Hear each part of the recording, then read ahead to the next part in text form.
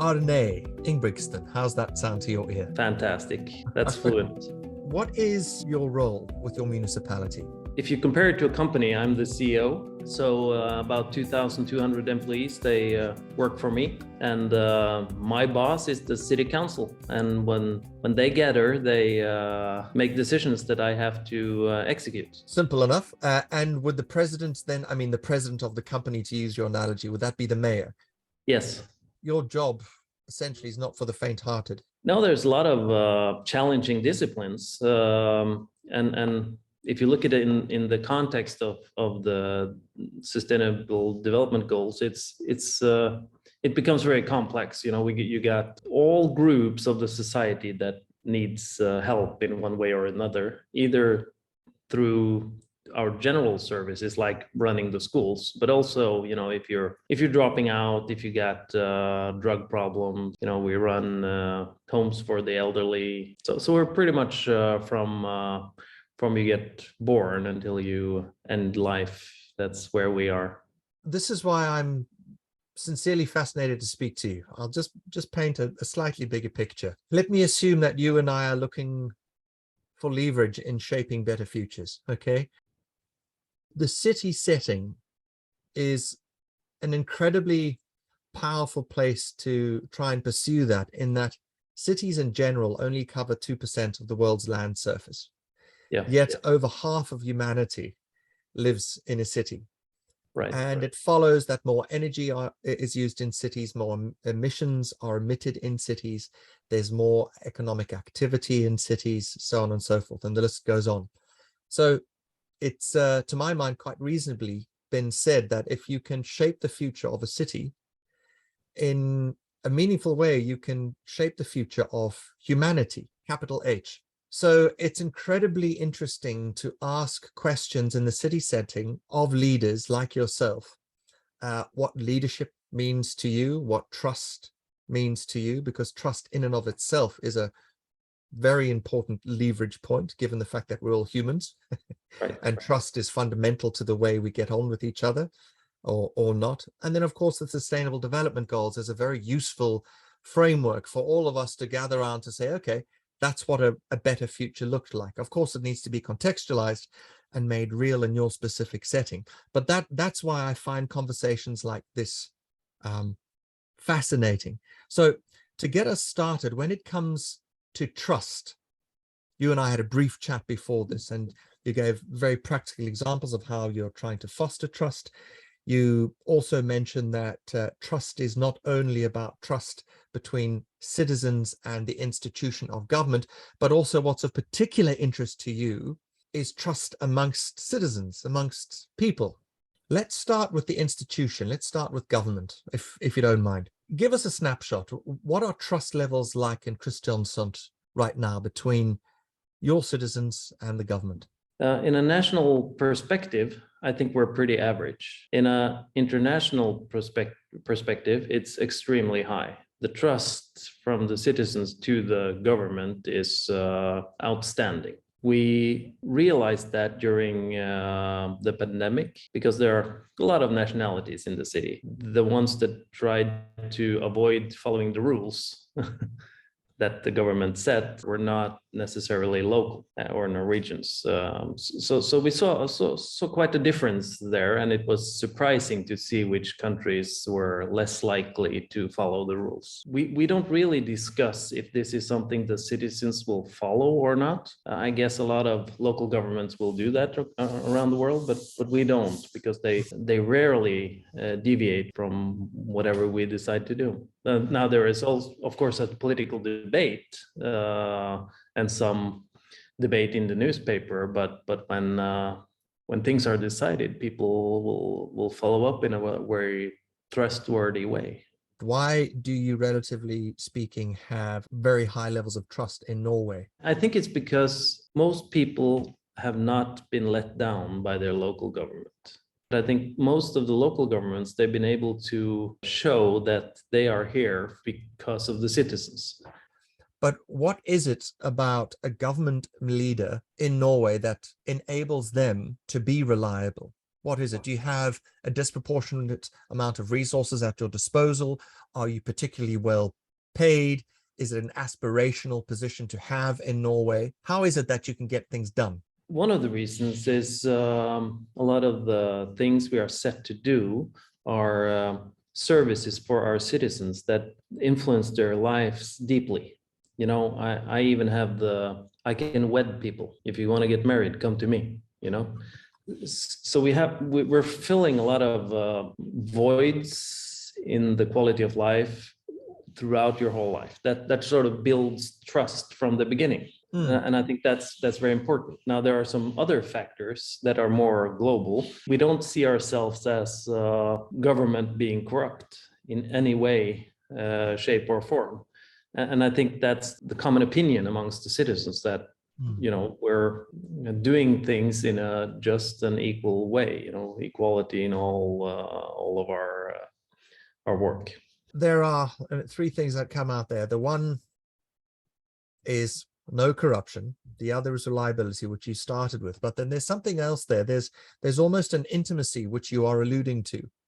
It's you are journeying with a person from cradle to grave. To use dry language, is that a strategic objective to show, I suppose, your humanity to the citizen? Or all of this terminology is problematic, but I'm trying. So is that part of your strategic objective, to show a human face of government to the citizen as you journey with them perhaps more intimately than other governments? Yes, and that typically is more manifested by the appearance of the mayor representing the local government. When I follow that strategy, I'm more inside each individual service. But you know, whenever there's an incident, whenever something happens, something needs to, you know, somebody needs to rest assured that we are in control, etc. It's the mayor that takes on that role, and I handle all the electronics, you know, all this stuff in the background. Yes. So I think that over time helps build a trust relationship. You know, we're a very socialistic society, pretty much. You know, even if we have so-called right wingers, in a global sense, there's still liberal Democrats. We're not even overlapping with the U.S. System. We're way left of that. But that comes with advantages and disadvantages. And one of the advantages is if you behave right and stay uncorrupted, you will build trust, because you're supplying services very close to the heart for each citizens that they depend on. You know, there are not a lot of private schools, some, but not a lot. It's not a lot of private nursing homes, etc. They are there, but most people will look upon the government's service as adequate for their needs. What is it about your role as the municipal manager, or quote unquote, the CEO of the municipality, that attracted you to it? And is that attraction common amongst professionals in Norway? Is it a desirable position to have? I don't think so. I think the government is looked upon as being a little bit slower and more cumbersome and less inventive than, you know, the private sector. And the reason why I'm here is the city had issues. A lot of the statistics that measures our performance, where they were sort of out of whack. So I wanted to make a difference. And I'm a serial entrepreneur. You know, I'm not Elon Musk, but I've sort of proven what needs to be proven in the private sector. So sold the company a few years ago, and you know, it's my time to give something to the society. And what could be better than leveraging my knowledge to actually influence the quality of life for so many people with less resources. Given the fact that Norway doesn't only on paper have such a good reputation when it comes to trust, but it seems to be part of the broader psyche that you are a trusting nation. Given that that's the case, what to your mind is trust? It's to be certain that people will react and behave the way they said, even if you're turning your back against them. Okay.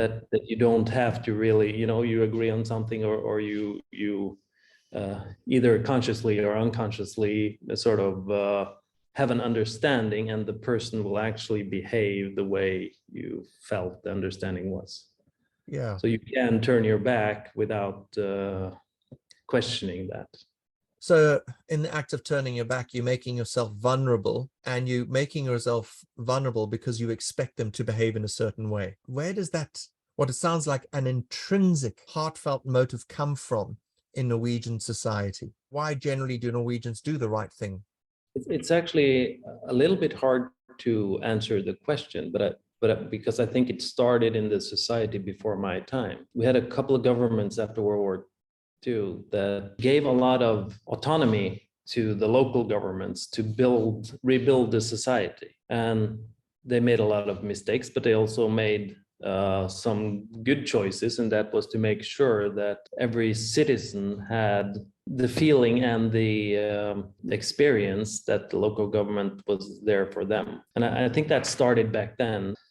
The prime minister was called Gerhardsen at the time, and he gave the local governments that opportunity. Some of them, didn't take advantage of it, but enough of them did, so that trust started to be built, and it's continued to be built after the war. So it was a conscious decision to grant autonomy to local authorities, and it was a conscious decision to devolve government.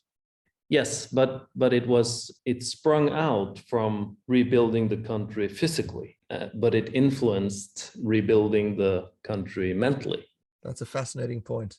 So the physical rebuilding of the country, which is an external thing, had an internal impact. Exactly. Is that something that is commonly discussed in your hallways, that correlation between the external and the internal?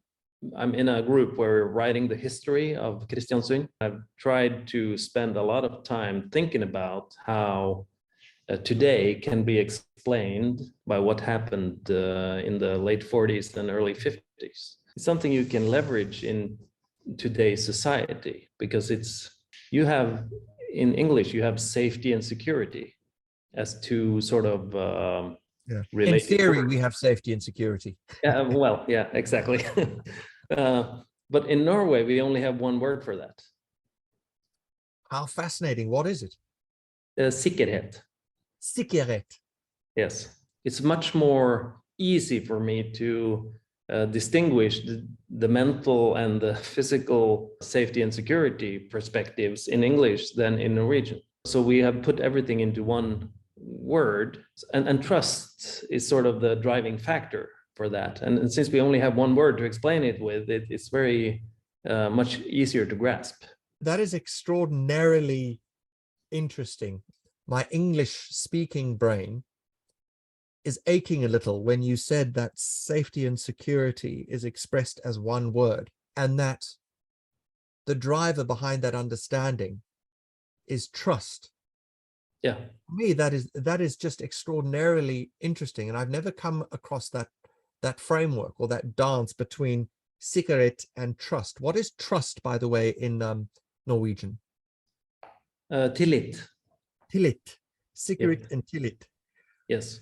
Given, okay, you told me you're involved with the book, okay? So you've opened this door, okay? Yeah.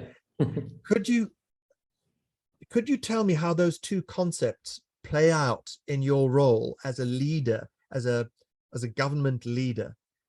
Mm-hmm. What role do sikkerhet and tillit play in the delivery of your public service? When I focus on those areas of the operational part of the government, it's easy to, or it's important to do things that makes the citizens feel both. They need to feel secure and they need to feel safe. Security is like a fence. Safety is something more, harder to grasp. If a certain area of the city has a certain issue, I need to direct the resources into what has most impact. And then I need the English two words, to choose the right action. If you have a part of the city with economical problems, they don't feel safe. They feel they can run off the cliff any moment. So we have certain programs for them. Another part of the city could be that you don't really like to go outdoors in the evening. Okay, so we put lights in the park so you can still use that quick route up to your house, so even if it's dark outside. So there are different kinds of actions for different scenarios, and in that sense, it's hard to only have one word because you can't differentiate the two, projects or tasks. But having them bound up into one word also has huge advantages that the royal we struggles with seeing the complexity behind the meaning of one word or one value. And we often try and break things apart, right? So previously one would talk about prosperity, but as we have matured as human beings, realize that shared prosperity are two concepts which are inextricably linked, and one cannot exist without the other unless prosperity is meaningfully and justly and equitably shared. Prosperity in itself can't exist. So when it comes to sikkerhet, that it highlights that safety and security are inextricably linked, it's a powerful thing, and that of course it breeds trust.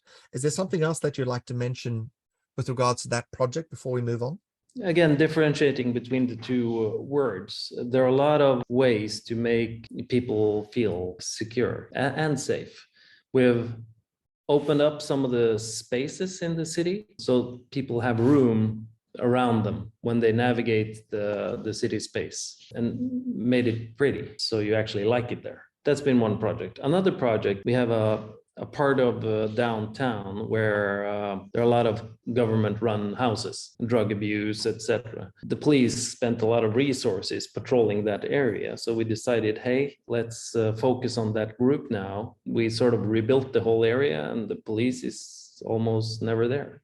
It has to do with self-esteem and feeling safe, because if you're in a drug environment, you don't feel safe, and you need to take care of that first. Safety, security, and then you can start building self-esteem, which gives you sort of a better closed society, even if it's just a part of the city.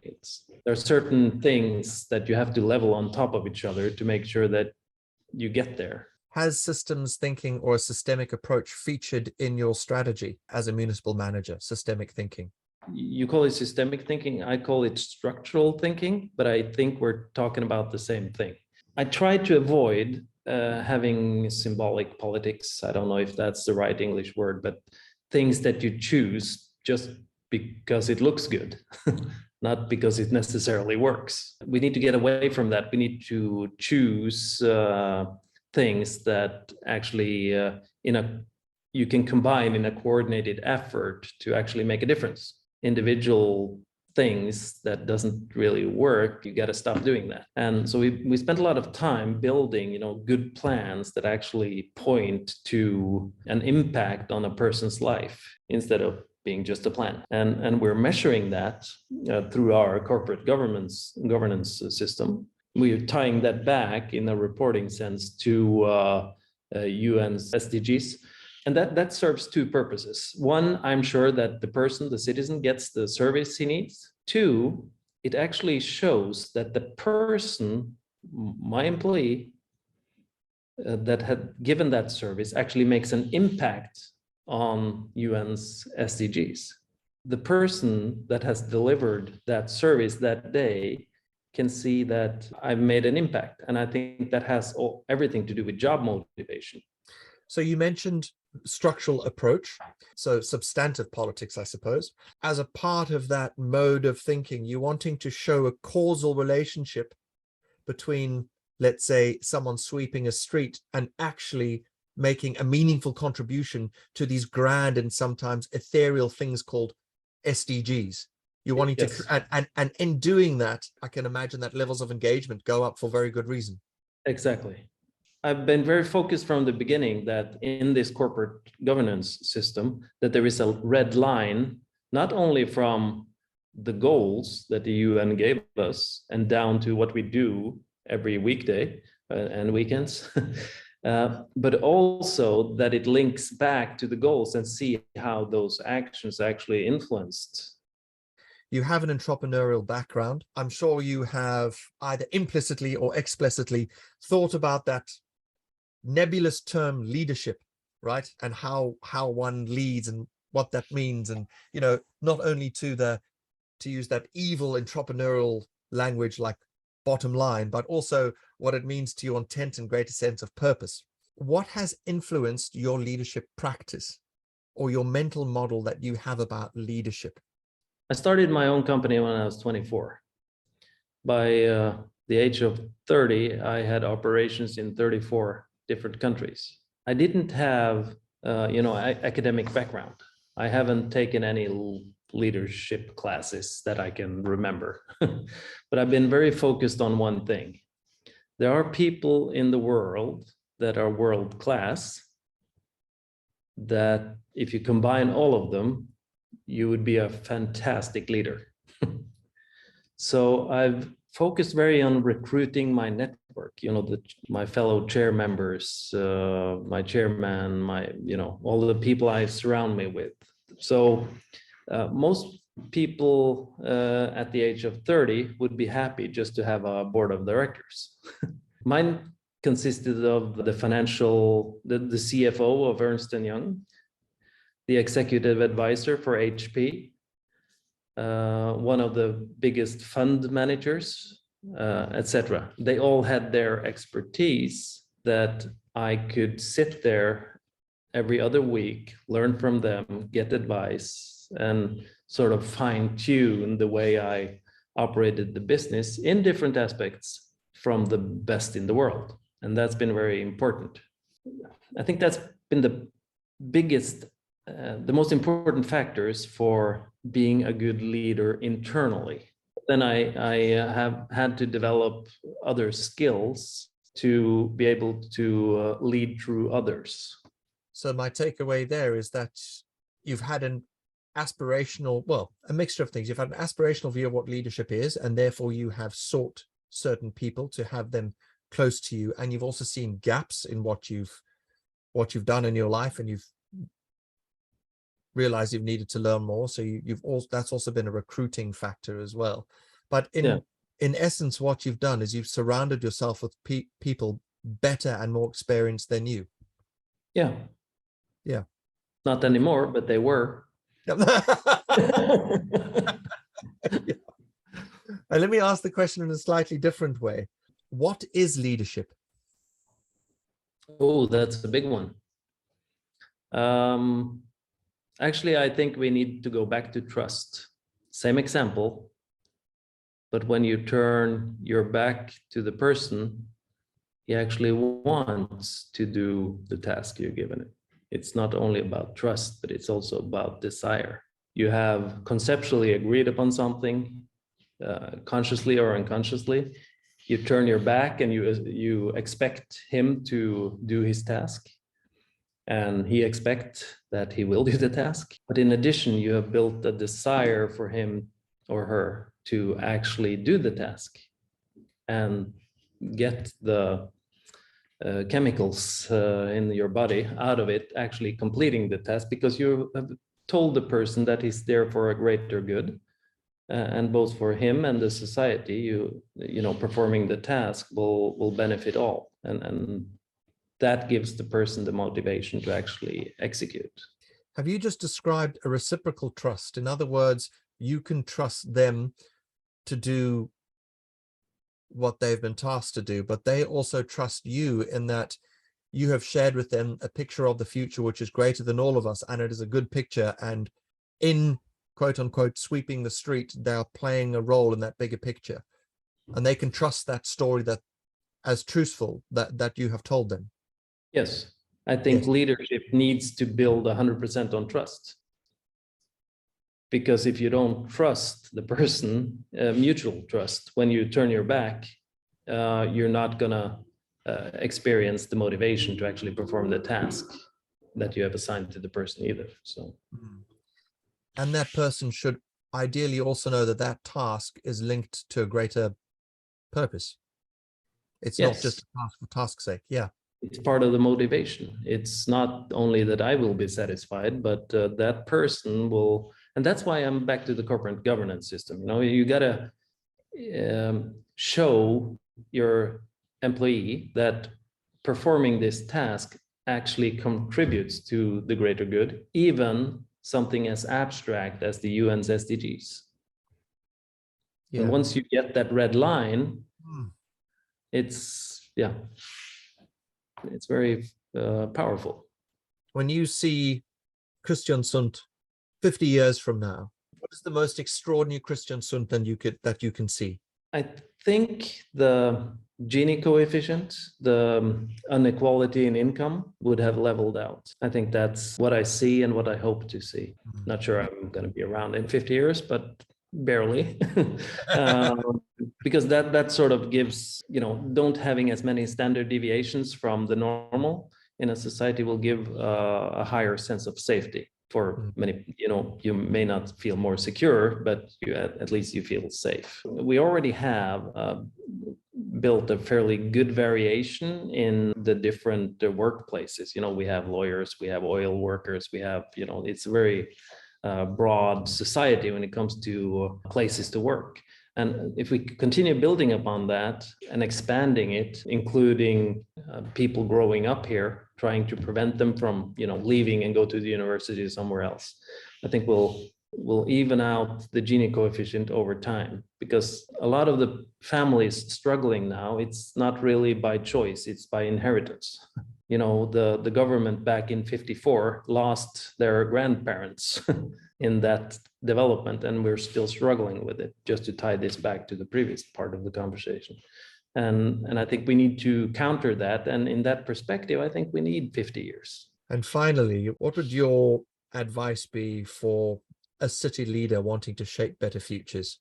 Let's say the top three. What would the top three nuggets be that you would share with a city leader wanting to shape better futures in the city setting? My first priority is value for money. It needs to make an impact. We don't, just spend money for spending it. So right now I'm working on artificial intelligence system to actually make sure that we make the right decisions to get the most out of every nickel.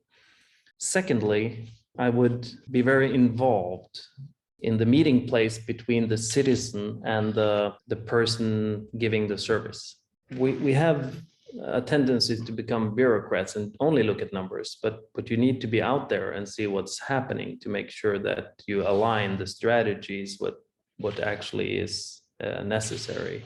Third, I think we have to, government in Norway is huge. You reacted when I said every fifth person, etc. But it's at some point we need to offload some of the services to volunteers, special interest organizations, organizers differently. And I think that the leader that can crack that code in Norway will be very successful. We have taken on a huge public responsibility over time, much more than countries we can compare ourselves to, maybe except Sweden and some of the Nordic countries. I'll reflect actually very quickly. Number one is value for money. Number two, leaders should be at the intersection of government and the citizen. At that nexus. Yep. Okay. And then thirdly, there should be, and I would also struggle with the word here, there should be a diversification in service provider or an offloading of certain services to the private sector, volunteers, special interest groups. Yeah, we can't. We're walking straight into the Japan trap. What we need to do now, they should have done in 1998. And the demographic development is sort of just killing the Japanese government, and we can't make that happen to Northern Europe as well. So for the sake of time, let me cut it here. Arne without a T. Thank you. Exactly. Thank you so much for your time. I really appreciate it. And I really look forward to meeting you in your beautiful city in 2 weeks' time. Excellent.